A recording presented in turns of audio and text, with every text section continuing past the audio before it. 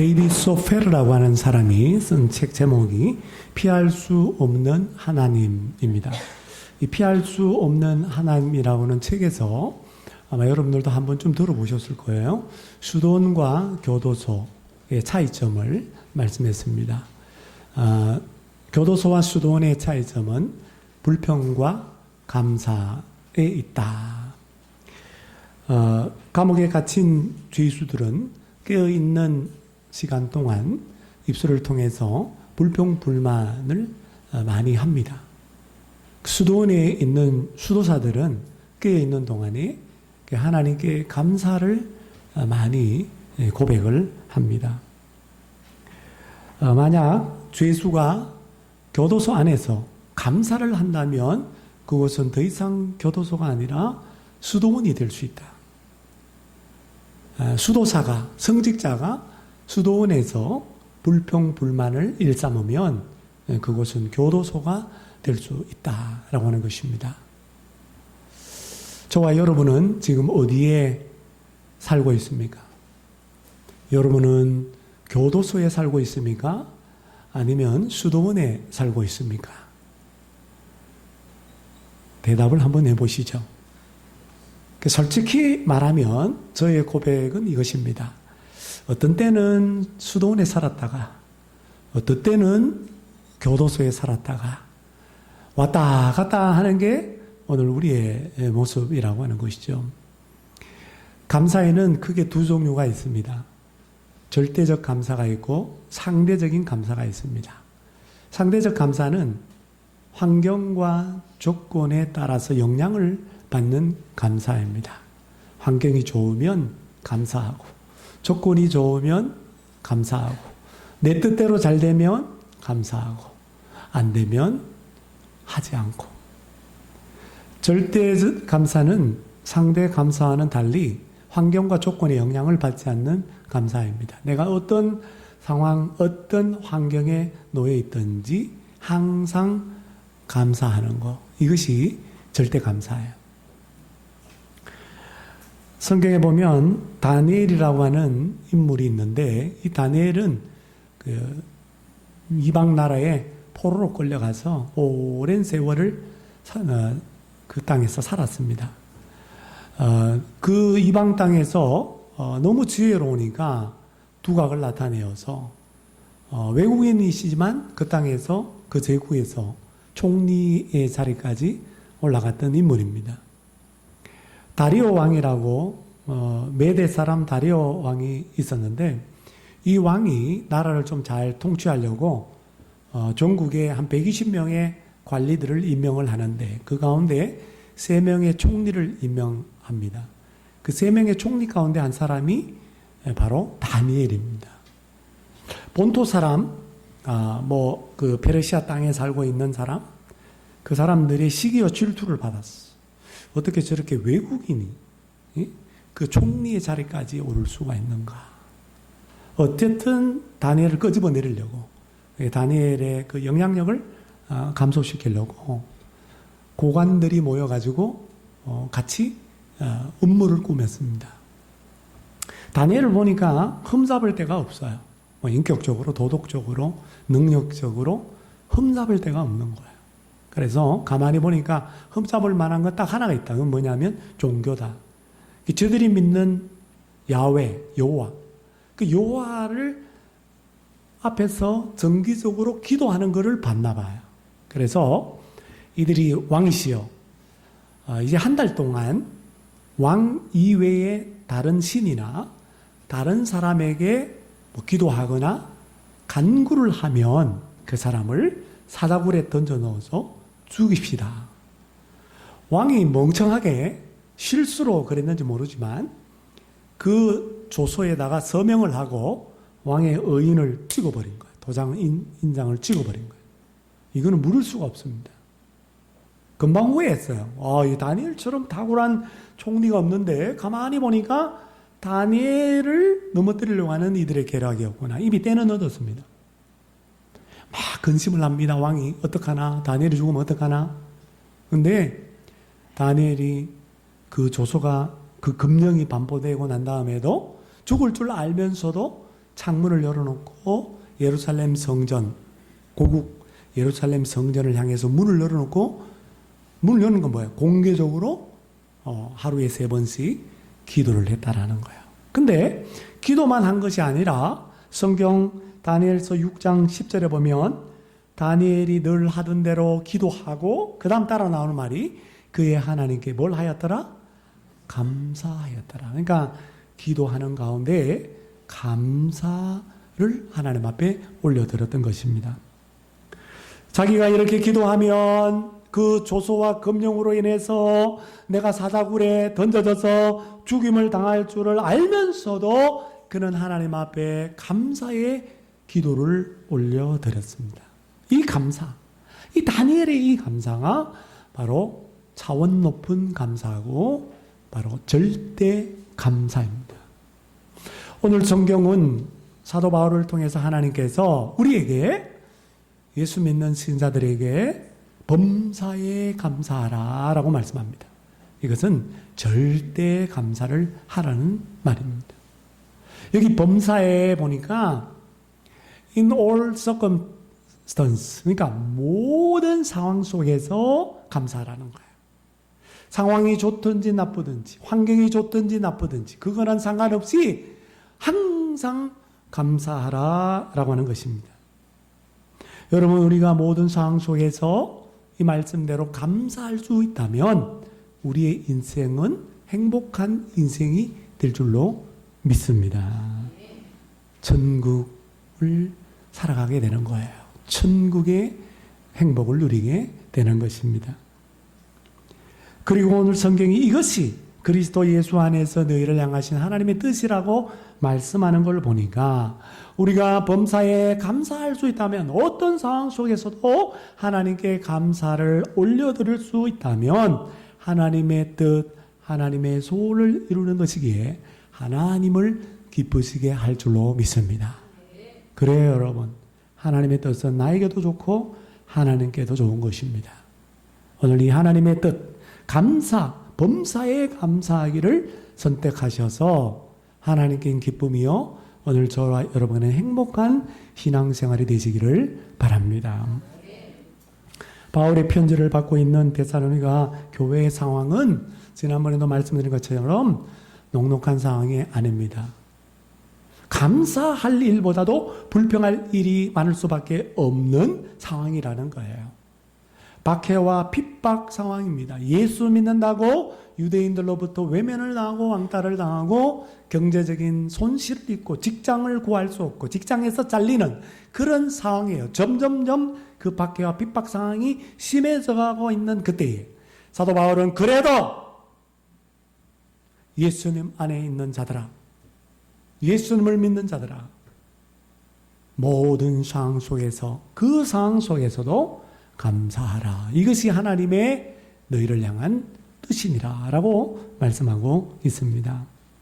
여러분, 우리가 모든 상황 속에서 범사에 하나님을 감사할 수 있는 이유가 있다고 한다면 그 이유가 뭐겠습니까?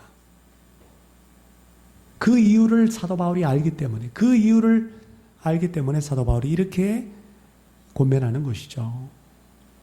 여러분, 감사라고 하는 헬라어는 유카르스티아라고 합니다. 유카르스티아. 우리 성찬식을 유카르스테오라고 그러는데, 이 성찬식을, 그러니까 성찬식이 감사 예식이라는 그런 의미가 있습니다. 유카르스티아는 카리스라고 하는 그 은혜라고 하는 단어에서 왔습니다. 그러니까 여러분, 우리가 감사는 어디에서 비롯되느냐 하면 감사는 은혜에서 비롯되는 것입니다. 저와 여러분들이 범사의 모든 상황 속에서 감사할 수 있는 이유가 은혜라고 한다면 그 하나님의 은혜는 뭘까요? 그것은 바로 죄인인 우리를 죄와 사망에서 건져주신 구원의 은혜입니다. 은혜라고 하는 것은 받을 자격이 없지만 거저 주시는 것, 이게 은혜예요. 죄인으로 하나님의 사랑을 받을 자격이 없습니다. 죄인으로 하나님의 구원을 받을 만한 자격이 없음에도 불구하고 하나님께서 저와 여러분을 위해서 자신의 독생자 예수 그리스도를 십자가에 내어주시고 우리의 죄값을 지르신 형벌, 그 대속의 형벌을 받게 하셨습니다. 예수님의 이 십자가의 희생과 사랑으로 말미암아 구원조 구원을 받았기 때문에 하나님의 그 은혜, 그 은혜를 우리가 생각하면 범사에 감사할 수밖에 없고 언제나 감사할 수밖에 없습니다. 그래서 시편 107편 14절 15절에 보면 하나님을 송축하라 그러면서 그 이유를 이렇게 말합니다. 흑암과 사망의 그늘에서 인도하여 내시고 그들의 얽어맨 줄을 끊으셨도다. 여호와의 인자하심과 인생에게 행하신 기적으로 말미암아 그를 찬송할지로다. NIV 영어 성경에는 그를 찬송할지로다가 주님께 감사할지로다 이렇게 되어 있습니다. 우리가 주님께 감사할 수밖에 없는 이유는 죄와 사망의 흑암과 그 그늘에 있는 우리를 빛이신 예수 그리스도께서 건져주셔서 빛의 자녀 하나님의 아들 딸 삼아 주셨기 때문이라는 거예요.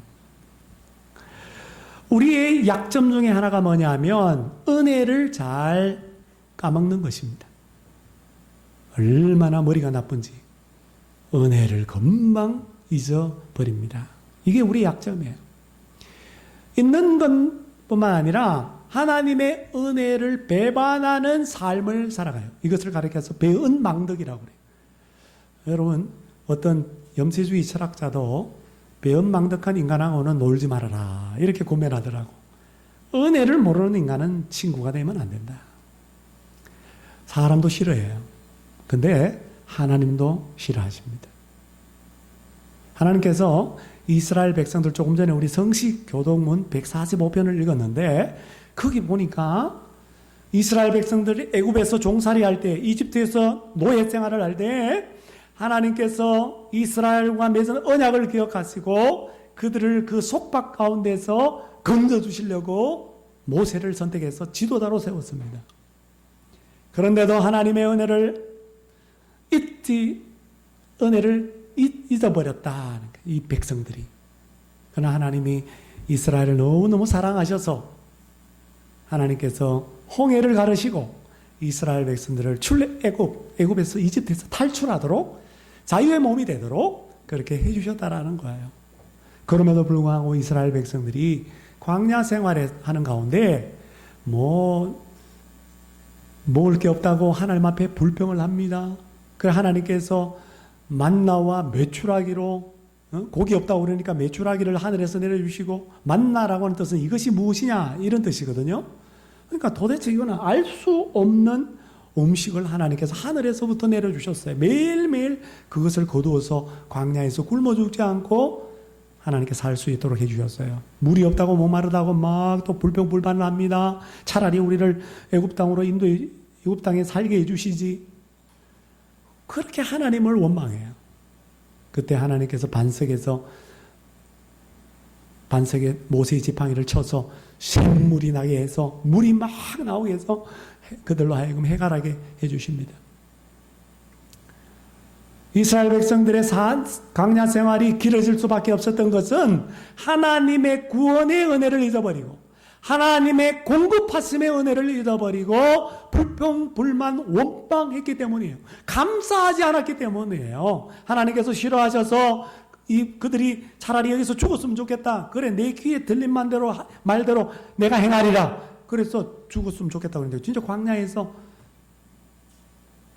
여호수아와 갈렙, 모세 빼고는 다 죽어버렸습니다. 여러분 오늘 이렇게 하나님의 은혜를 잊어버리는 우리, 하나님의 은혜에 대해서 배은망덕하게 행하는 우리를 향하여 하나님은 이런 말씀을 하셨어요. 시편 103편 2절 그의 모든 은택을 잊지 말지어다. 하나님의 은혜, 하나님의 은택을 잊지 말아라. 흑임노예 상선 성장이었던 노예를 막 사고 팔고 했잖아요. 옛날에는 그 노예를 끌어다가 팔았던 이 선장이었던 존 뉴턴이라는 사람이 바다 위에서 풍랑을 만나 하나님을 만났습니다. 예수님을 만났습니다. 그래서 그가 나중에 목회자가 됩니다. 그의 고백이죠. 술에 취한 사람, 탕자는 저에 비하면 죄인도 아닙니다. 저는 이 세상 사람들 사이에서 악으로 가장 높아지려고 하는 욕망을 가지고 있었습니다. 저의 형편없음보다도 하나님의 은혜는 더욱 크고 앞으로도 항상 그럴 것입니다. 제가 과거에 노예 무역상이었다는 사실과 그때 하나님께서 저에게 베풀어 주신 은혜를 감사하지 않은 날이 하루도 없습니다. 저는 하나님이 저에게 베푸신 은혜에 감사할 따름입니다.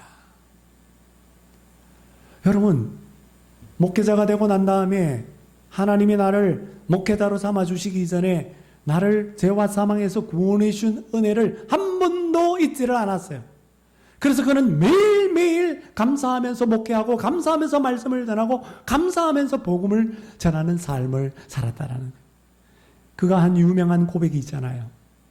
내가 나이가 들어서 우리 그때 되면 치매에 걸리기도 하고 건망증이 심해져서 금방금방 까먹는데 내가 나이가 들어도 내가 잊지 않는 것은 내가 죄인이었다는 것과 죄인인 나를 위하여 예수 그리스도께서 십자가에 대신 죽어주셨다라는 사실을 나는 잊지 않으리라.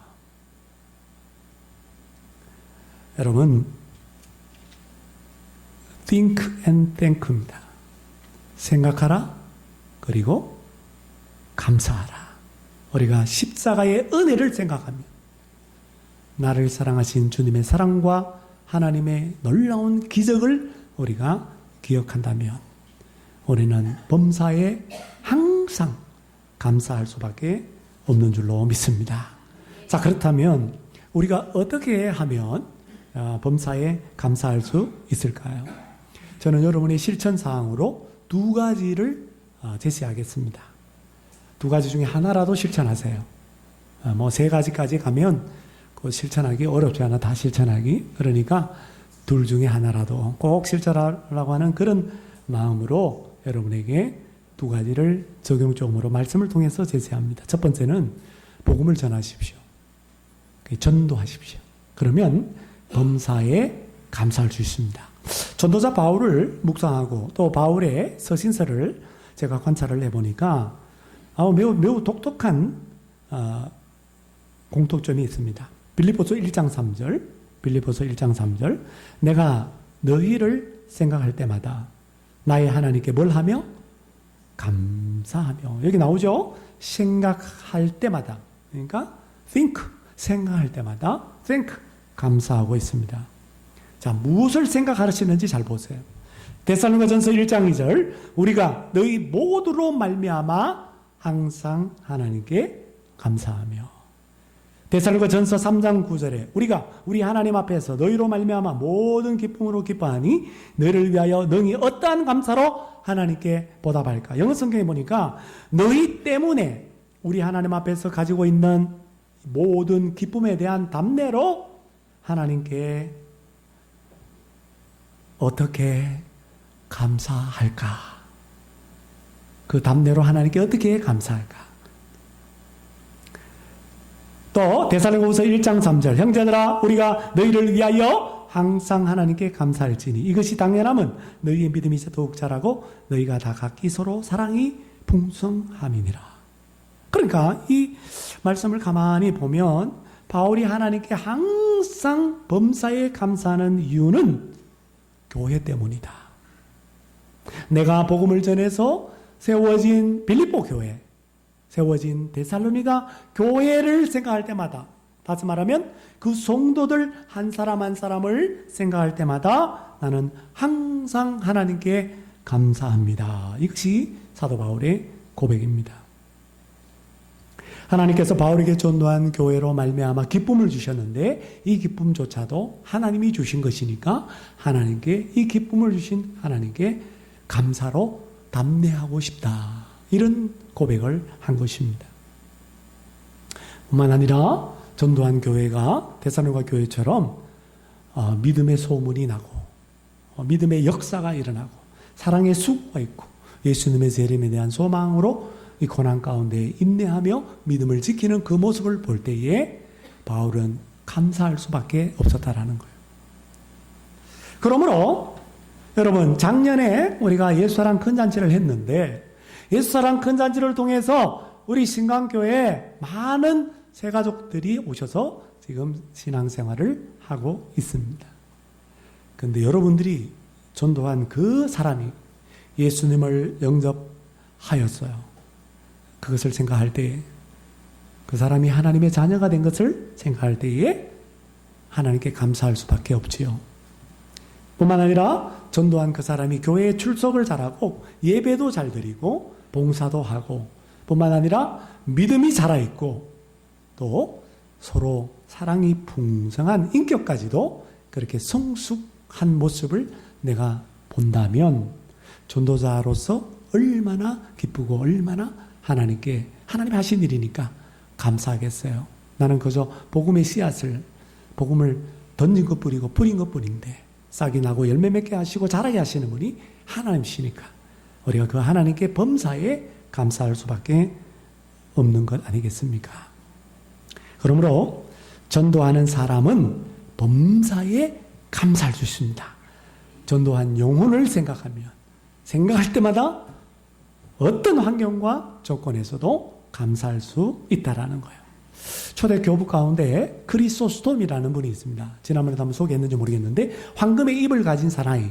무슨 말이냐면 설교를 너무 잘해서 이런 별명이 붙었어요. 근데 이 크리소스톰은 주후 347년에서 407년, 지금의 이스탄불의 주교였는데요. 그가 로마 황제의 당시에 그 법을 어기고 복음을 전했어요. 예수 그리스도를 막 전파하고 그렇게 하니까 그가 처벌을 받았는데 감옥에 투옥이 되었습니다. 그때 감옥에서 그가 드린 기도가 유명합니다. 이런 기도를 드려요. 주님, 감옥에 갇힌 죄수들에게 복음을 전하라고 하나님께서 저를 이곳에 선교사로 파송해 주셔서 감사합니다. 정말 이 기도대로 감옥에 갇혀 있는 동안 계속 동료 죄수들에게 예수를 믿으라고, 예수가 구원자라고 그렇게 복음을 전했습니다. 아니, 복음을 전하는 것 때문에 감옥에 투옥이 됐는데 감옥 안에서도 법을 어기면서 복음을 전하니까 가만히 있겠어요? 사형을 언도했습니다. 가만히 내버려두면 안 되겠다. 그래서 사형을 언도했어요. 그때 크리소스톰이 이런 기도를 드립니다. 주님, 감사합니다. 성도의 가장 아름다운 죽음이 순교라고 했는데 저 같은 사람을 순교의 반열에, 순교의 세물에 동참하게 하시니 감사합니다. 시간이 지나고 난 다음에 사형 집행 명령을 황제가 중지했습니다. 그때에도 그는 눈물로 하나님 앞에 이와 같은 감사의 기도를 드렸습니다. 하나님, 감사합니다. 아직도 종에게 할 일이 더 남아 있다는 것입니까? 죽도록 충성하겠습니다. 죽도록 주님을 위하여 충성할 수 있도록 저에게 힘을 주시고 저를 도와 주옵소서. 전도자는 감옥에 있어도 절대 감사, 사형언도를 받아도 절대 감사, 사형 집행 중지 명령을 받았을 때도 절대 감사를 하나님 앞에 올려드렸습니다. 모든 상황 속에서 감사했다라는 거예요. 사랑하는 여러분, 오늘 전도자 바울도 자기가 전도하여서 세워진 교회를 생각할 때마다 항상 그 교회 때문에 감사했어요. 여러분이 복음을 전하여 예수님을 영접하고 믿음이 자라고 인격이 성숙한 사람들이 있습니까? 있다고 한다면 그들로 말미암아 범사에 감사하시기를 바랍니다. 없다고 한다면 원래 2023 우리 예수사랑 큰 잔치를 준비하면서 한 영혼을 가슴에 품고 그 영혼을 위하여 엎드려 기도하시고 그리고 그 영혼에게 일어나 복음을 전하셔서 범사에 그들로 인하여 감사하게 되는 우리 모두가 될 수 있기를 바랍니다. 마지막 두 번째 범사에 감사할 수 있는 비결은 감사 기도하라. 다니엘처럼 감사 기도를 하라는 게. 사도 바울도 감사 기도를 참 많이 합니다. 골로새서 1장 3절에 보니까 우리가 너희를 위하여 기도할 때마다 하나님 곧 우리 주 예수 그리스도의 아버지께 감사하노라. 성도를 위하여, 개척한 교회를 위하여 기도를 많이 했는데 중보 기도할 때마다, 쉬지 말고 기도할 때마다 하나님 앞에 감사했다라는 거예요. 골로새서 4장 2절에도 기도를 계속하고 기도에 감사함으로 깨어있어라. 우리가 기도를 계속할 수 있는 것, 또 기도에 깨어있을 수 있는 것은 감사 기도를 하는 때에 가능한 것입니다. 빌립보서 4장 6절, 우리 암송 구절이죠. 아무것도 염려하지 말고 다만 모든 일에 기도와 간구로 너희 구할 것을 감사함으로 하나님께 아뢰라. 사도 바울은 전도한 교회를 위해서 몸은 비록 떨어져 있었지만 그 수많은 교회, 그 영혼들, 그 성도들을 위하여 생각하고 끊임없이 주의 사랑하는 마음을 가지고 중보 기도했어요. 그들 위하여 중보 기도할 때마다 하나님 앞에 감사의 고백을 올려드립니다. 다니엘처럼 감사의 기도를 하나님 앞에 올려드립니다. 여러분, 이 감사의 기도가 하나님 아버지를 기쁘시게 하는 기도가 된 줄로 믿습니다. 노르웨이의 신학자인 오 할레스비라고 하는 분이 있는데, 이분이 1900년대 초반의 신학자인데, 우리 한국에도 이분의 기도에 관한 그 책들이 많이 소개되어 있습니다. 이분이 쓴 책 가운데 주님의 날개 아래에서 라고 하는 책에 보면 이런 말이 있습니다. 우리가 너무 많은 것을 달라고 기도하기 때문에 하나님께 거의 감사하지 않습니다. 이것이 우리의 잘못입니다. 우리의 기도는 구하는 것으로 너무 꽉 차 있어서 감사하거나 찬양할 여지가 없습니다. 이것은 하나님을 슬프게 할 뿐만 아니라 우리의 기도 생활과 사실상 우리의 모든 신앙 생활을 위험하게 만듭니다. 제가 이 인용구를 읽는데 진짜 소스라치게 놀랐습니다. 얼마나 오늘 우리 교회, 한국 교회 성도들의 모습을 정확하게 지적하는 건지 몰라요. 우리의 문제가 뭐예요? 우리의 문제가 은혜를 까먹는 거거든. 은혜를 잊어버리고 은혜에 배신하는, 하나님을 배반하는 행동을 하는 거거든요. 또 우리의 문제가 뭐예요? 기도를 하기는 하는데 한국 교인처럼 기도 열심히 하는 민족은 없어요. 그렇게 기도를 많이 하는데 우리의 기도의 대부분이 달라는 기도밖에 없는, 주시옵소서, 복을 주시옵소서. 얼마나 하나님 우리에게 많이 주셨는데 그 주신 것에 대한 은혜에 감사는 하지 아니하고 맨날 달래. 기도는 교제입니다. 하나님과 인격적인 만남입니다. 하나님과 대화입니다. 근데 맨날 하나님 앞에 나가 달라고만 하고 하나님 뭘 말하려고 그러면 쉥 하고 문 차고 나가버려. 뭐 하나님과 대화를 언제 하나? 일방적인 기도가 기도는 아니죠. 그냥 우리는 우리 것만 달라요. 우리 필요에 따라서. 그런 기도만 하기 때문에 감사가 없어요. 기도 가운데 하나님을 찬양하는 예배가 없단 말이에요. 사랑하는 여러분, 감사 기도를 많이 하시기를 바랍니다. 아마 달라고 하는 기도 조금 줄이세요. 예? 그거 물론 필요할 땐 달라고 하나님 필요를 하시니까 또 달라고 그러면 주세요. 더 좋은 거 주세요. 그러나 우리의 기도가 처음부터 끝까지 달라는 기도로 일관한다면 그 문제가 있는 거예요. 진짜 문제가 있습니다. 우리의 신앙생활이 건강할 수가 없어요. 우리의 기도 생활이 풍성해질 수가 없고 깊어질 수가 없다라는 거예요. 여러분 늘 말씀을 읽으면서 하나님이 이런 은혜를 주셨구나. 이 깨닫게 할 때마다, 성령 깨닫게 할 때마다 엎드려서 여러분 하나님 앞에 감사의 기도를 여러분 많이 올리시기를 바랍니다. 그래서 하나님을 기쁘시게 하는 기도로 그 기도가 응답되는 우리 모두가 되기를 바랍니다. 매일 저녁에 한 12시가 넘어서 들어오는 남편이 있었어요. 이 여자 집사님이 이 남편 때문에 하여튼간에 너무너무 힘들었어. 그 남편이 늦게 들어오는 이유가 보면은 술을 퍼마시고 들어오는 거야. 맨날 술 퍼마시고 들어와가지고 그나하게 술을 취해가 들어오는데 완전히 고두망태가 돼가 들어오는데 그 상태로 근데 어떻게 집은 찾아오는지 집은 또 잘도 찾아와. 띵동 벨 누르고 문 열면 그는 그 앞에, 문 앞에서 맨날 꼬꾸라져요. 그 맨날 여자 하는 일이 뭐냐면 여자 집사님이 줄줄줄줄 끌고, 그 침실까지 가서, 옷 벗기고, 그래, 눕히는 거야. 그런 일을 하는 거야. 여자 집사님이 속이 상했어. 하나님 앞에 그렇게 많이 남편 변화되게 해달라고 기도를 하는데 왜 기도 온다면 그렇게 안 되는지.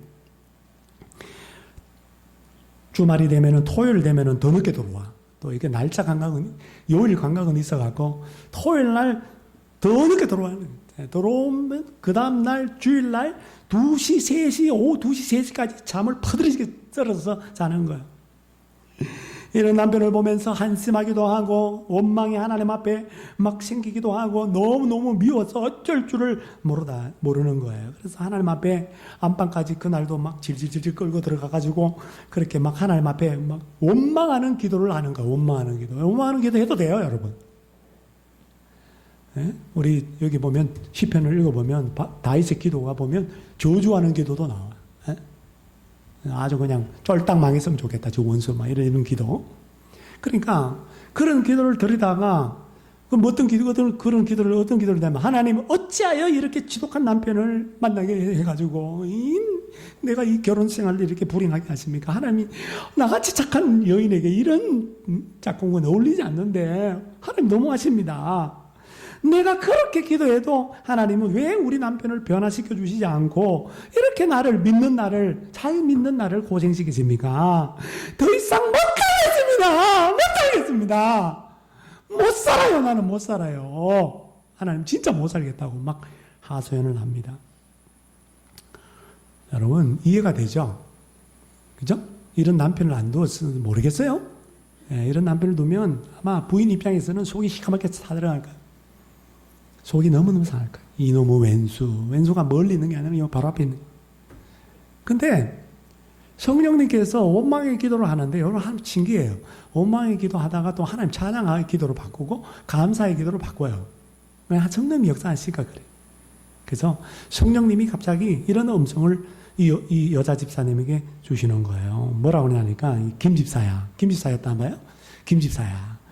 네 남편 멀리 큰 길가에 대자로 썰어서 잠들면 어떡하겠냐. 그래도 용하게 집을 찾아와 주니까 고맙지 않냐? 거기다가 토요일 날 늦게 와가지고 주일날 아침에 퍼들이지 자고 점심때까지 잠을 자니까 야 마음 편안하게 네가 교회 와서 신앙생활 할 수 있으니까 얼마나 감사하냐. 다른 남편들 같이 교회 가는 거 방해하거나 핍박하지 않는 것만 해도 감사하지 않냐? 아니 김 집사님이 기도를 드리다가 이 성령님께서 자꾸 감사할 조건을 자꾸 생각나게 하고 자꾸 얘기를 하니까 아유 그날도 이번에는 감사기도 해야 되겠다. 그래서 그날도 또 남편이 토요일 밤에 밤늦게 만취가 돼가지고 집 앞에 쓰러져 있는 거예요. 남편이 가슴 위에 손을 얹고 기도하는데 무슨 기도했어요? 감사 기도를 하는 거예요.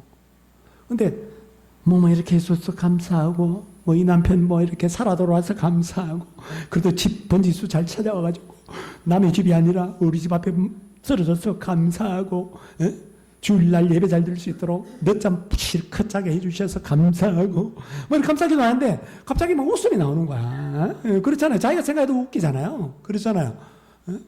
그래가지고 가슴 위에 손을 얹고 갑자기 춤을 픽 뱉는데 하면서 웃었대. 깜짝 놀래가지고 남편이 자다가 눈을 씩 떠서 보니까 이 여자가 미쳤냐? 당신 왜 이래?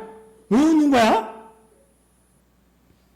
그래 자초지정을 남편한테 다 얘기한 거야. 사실은 원망 기도를 했었는데 성령님 하나님이 감사기도 감사할 걸 얘기해 주시면서 기도를 하나님 바꿔주셨어. 근데 감사기도 하는데 나도 어이가 없어가지고 웃음이 나와서 그거 못 참아가지고 그랬던 거야. 그랬더니 남편이 감동을 받았는지 주일날 2, 3시까지 자던 양반이 아침에 일찍 일어나가지고 부인 따라 교회를 가는 거야. 왜 따라와? 했더니 당신이 믿는 하나님 나도 한번 믿어보려고 그러면서 아내를 따라 나섰다라는 거야.